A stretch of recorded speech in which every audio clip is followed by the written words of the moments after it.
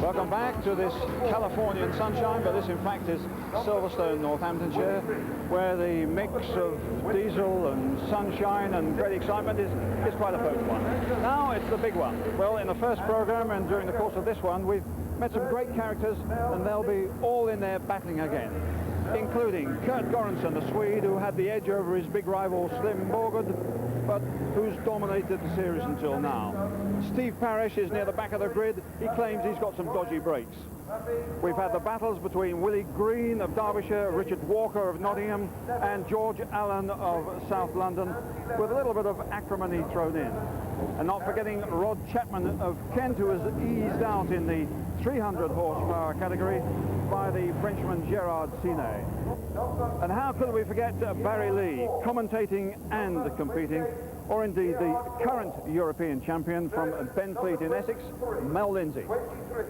Mel, as we head into this final event with all three categories involved, how true is it that everything is faster this year than when you won your European Championship? Yeah, I mean, last year here, I won my category both on the Saturday and the Sunday on a lap time of 2 minutes 14 seconds. When we was practicing here on Friday, I was clocking 2 minutes 10 seconds, 4 seconds quicker. And like in yesterday's race, I just couldn't get with the leaders. Today, we done a lot better. I think we finished fourth, and like, I was well pleased with it. We had a very good race with Barry Lees and Davina. But, you know, it's certainly getting a lot quicker, and there's a lot more professionalism out there.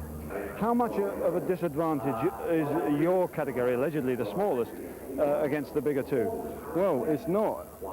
I think if you actually take out the three classes, Rod Chapman and the French guy in the cargo, they are third and fourth fastest out of anybody.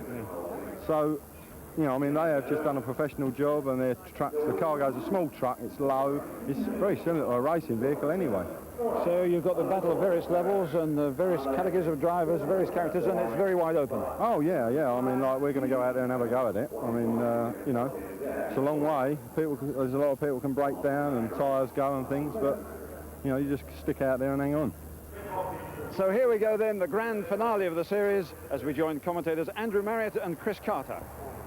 So the field crawling as if they're going past a radar trap on the A1, but very, very soon that pace will quicken as they head towards the chicane into the first of 12 laps, in which we shall decide the winner of the Multipart Supertruck Trophy.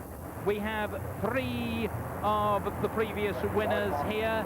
That's, of course, Kurt Göransson, who won last year in 86, Richard Walker, who won in 85, and Gaudenzo Mantova, who won until he was disqualified.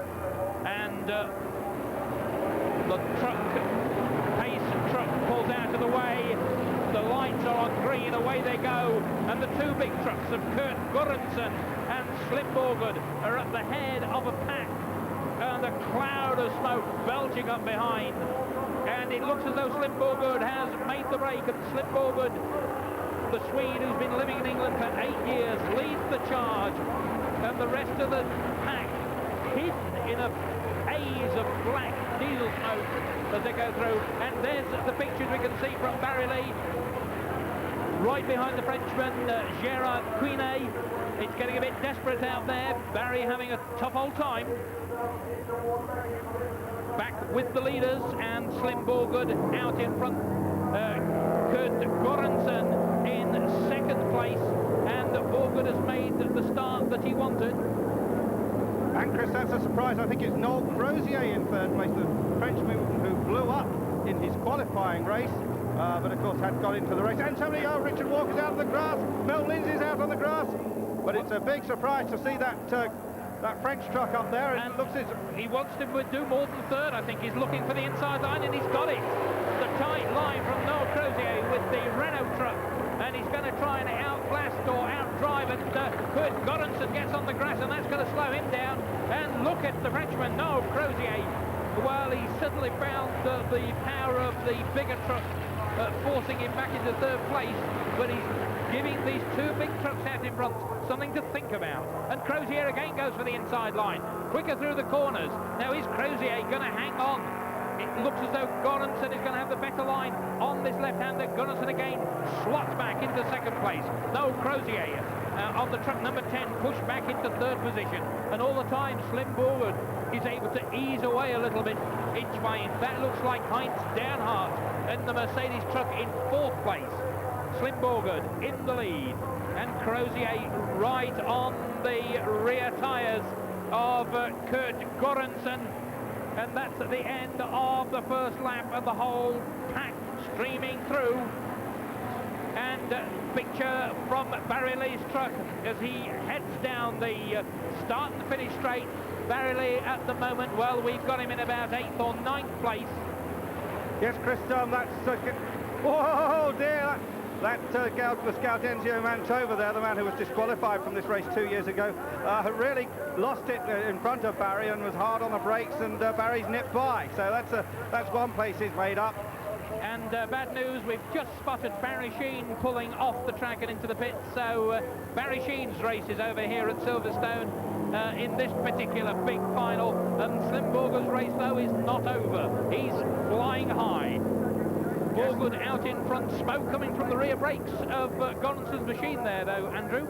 Yes, because I'm surprised at that this early in the race. It was rather different strategy, 12 laps this time. They really have got to conserve their tyres and their brakes. It's not like the 5-lap sprints we've seen earlier. And these diesel dicers, well, they really are at it. The jousting juggernauts at their best, Chris, and just look at that traffic jam. There's Gerard Cunet well up there. Willie Green. To see where there's Willie Green moving, but just ahead of him, Richard Walker. And we saw Richard Walker on the grass earlier. I don't think that was a self-imposed trip on the grass, though, then, Andrew. I think it was forced out by the people alongside and just in front of it. There's the Mitchell Cott sign on the back of that white truck. That's Steve Parrish, and we know Parrish is in trouble. Well, he's been in trouble most of his life, but he's in more trouble this time. He's had serious brake trouble, and after 4 laps, he reckons he'll have no brakes at all. That'll probably make him go quicker. But he has moved up several places from that lowly start position. Well, let's go down there on the track and see whether Barry Lee wants to have a word with us. It's a bit hectic, Barry. A bit hectic, it's ridiculous. Look at these two in front of me going from side to side. There's diesel coming out of Mantova. I've now got Willie Green steaming up the inside on me. Oh, there's going to be one hell of a shunt here if we're not careful. Mantova's in front.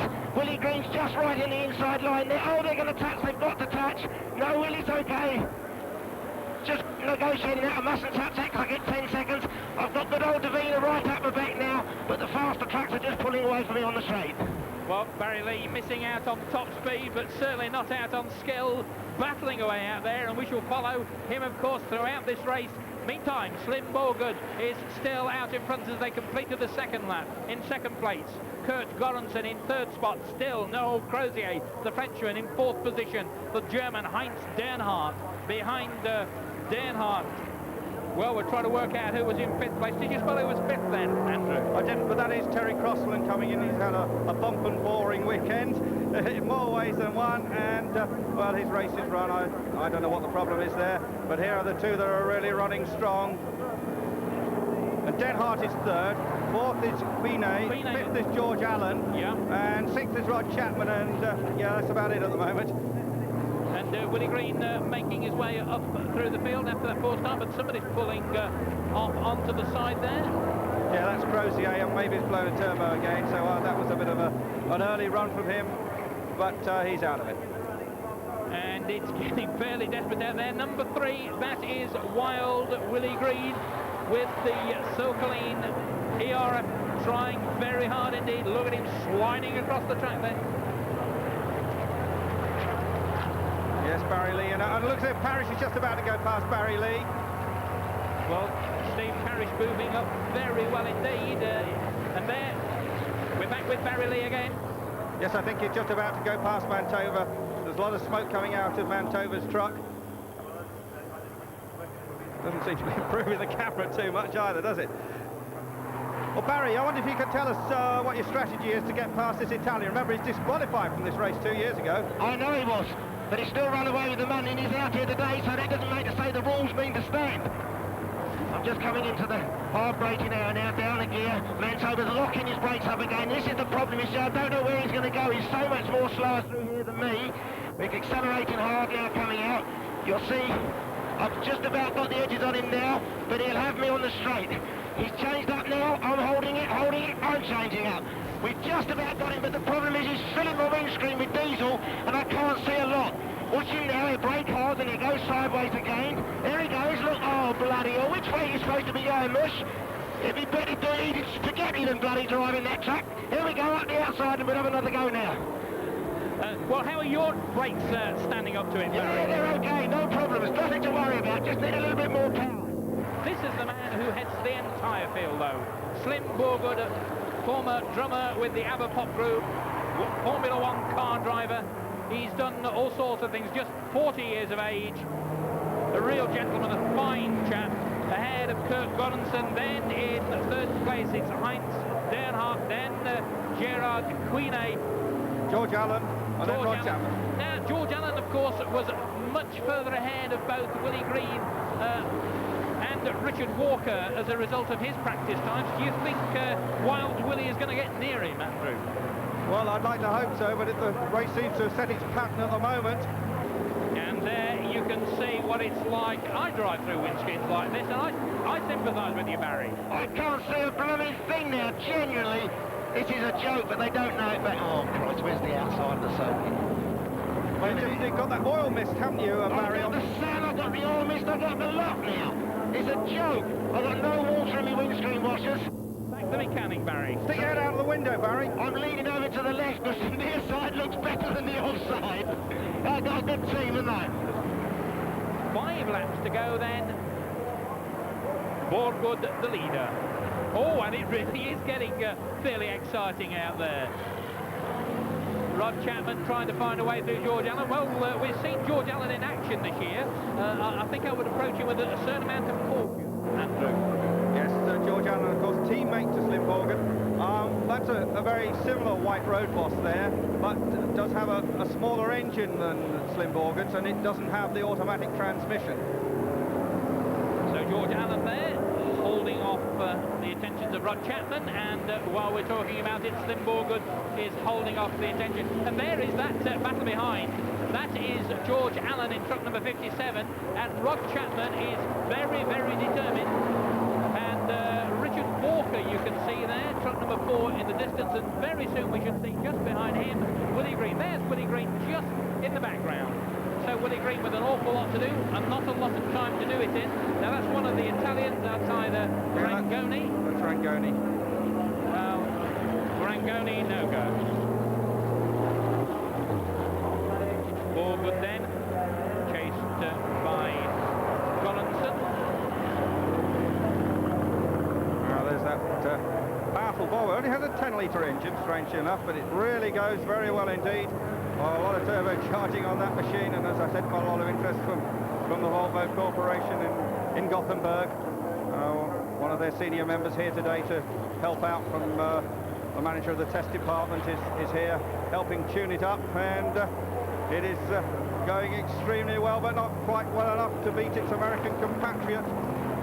Well, 4 laps to go. We shall have to wait and see whether Göransson is kidding or whether he's not, and Rod Chapman certainly isn't kidding, because he wants to get ahead of George Allen. The little truck there behind, rattling away, pulls out, comes level with George Allen. Pull back in again. 2 tycoons there, Chris, 2 guys that have really made it in business, both in the industrial property business amongst a lot of other interests, and both guys that I would say are part of the gold Rolex brigade at the very least. Well, with their money, they should know better than to do this sort of thing. That's all I can say. Well, of course, Rod Chapman was a European, top-rate European rallycross competitor, came out of retirement after 10 years to go truck racing because it appealed to him so much. Well, we just spotted that the black flag has gone out, and the number they held out with it is number 11, Steve Parrish. What can the boy have done this time to upset the officials? Slim Borgood out in front. Kurt Göransson second. Heinz Dernhardt is third, and equal fourth, we could almost say, George Allen and Rod Chapman. Rod Chapman, he's bobbing to the left and bobbing to the right, and he comes alongside, but alongside is the best he can do. Chapman. There they are. Chasing through. And you can see that Borgood is still having to try hard, sliding onto the curb just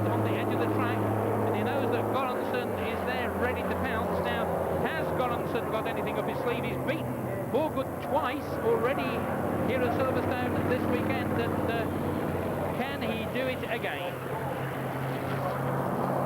Well, it's certainly not all over yet, Chris. He's a very hard trier, Goranson. Former rally driver, in fact, about 5 years ago, driving an Audi Quattro, he was the best placed privateer on the RAC rally, so he knows a thing or two about getting trucks sideways. In fact, you can tempt him away from the racing to do the most wonderful display of spin turns in this truck. It's a very spectacular show that he does. You watch that sort of activity from a distance, I suppose. Yeah, wearing a face mask, I think, Chris. Borgood and Goranson. And there is Mr. Parrish still battling away. Oh, the black flag will be for black smoke, I think, and they're giving it him again just now. And there's a lot of black smoke coming out of that thing. Absolutely. Should be ashamed of himself. He's obviously wound the wick up, and he's paying the penalty for it, Andrew.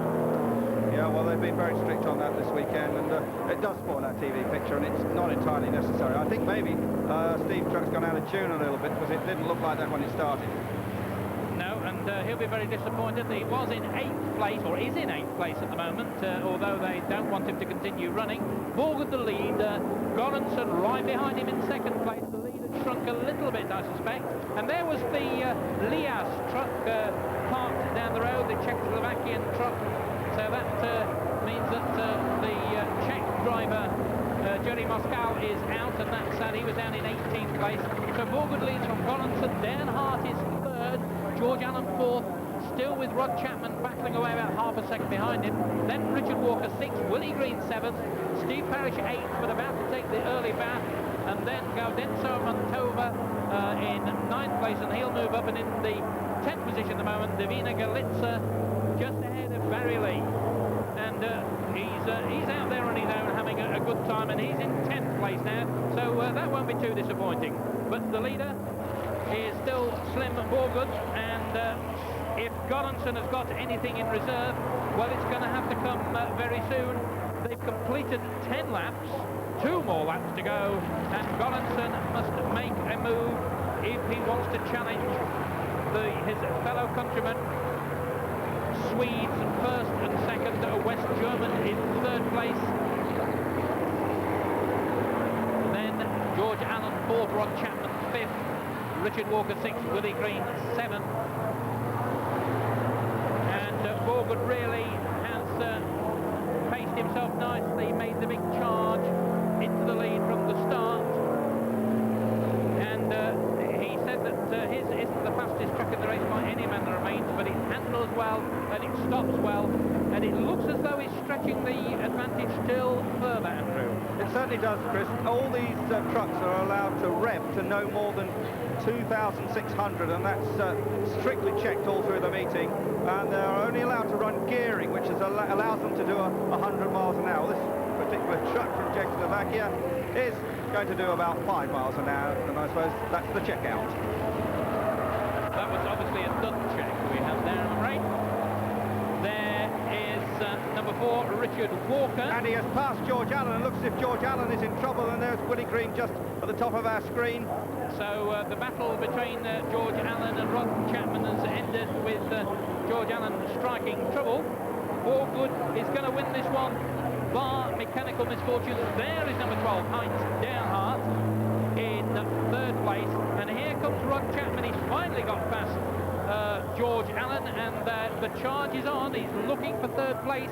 He's got about 7 seconds to make up in, well, a lap now, because the leader goes over. And there is the Italian still parked there. Still smoking, yes. I think maybe the tyre went on that one. It looks as if it was down a bit. Here's Downhart through the chicane with that beautiful 1644, about 40,000 pounds for the truck before he started to modify it.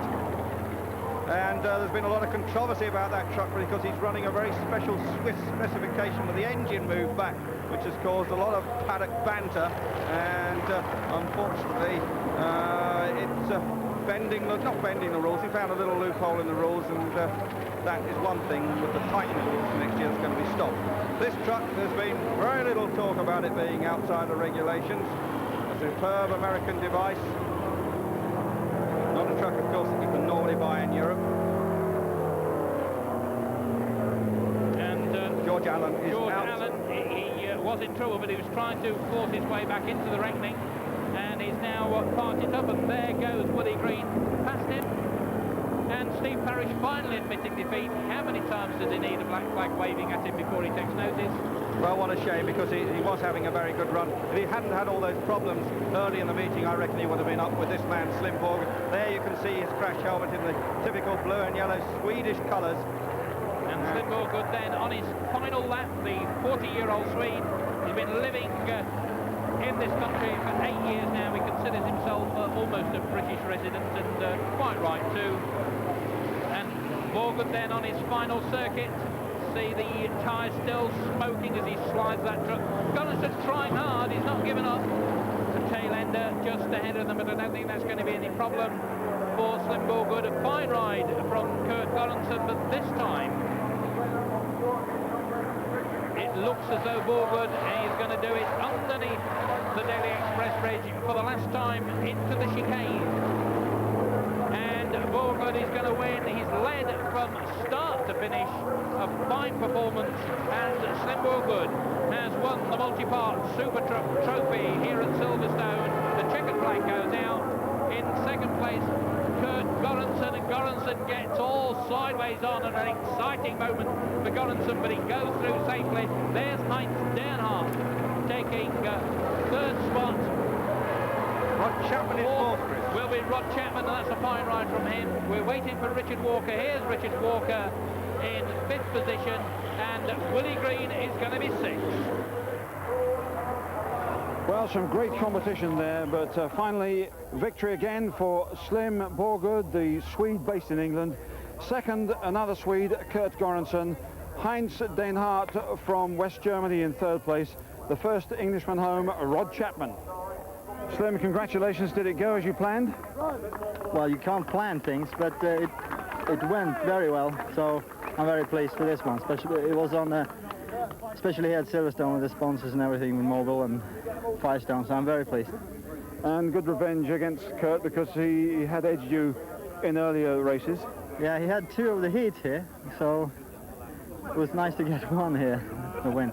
And the next one for the circus is in Sweden. Do you look forward to taking them all there and performing there? Yeah, it's a home circuit since 10 years back. But yeah, I'm looking forward to that. I know that circuit very well, and it's going to be a good fight, I think, because Kurt is quick there too.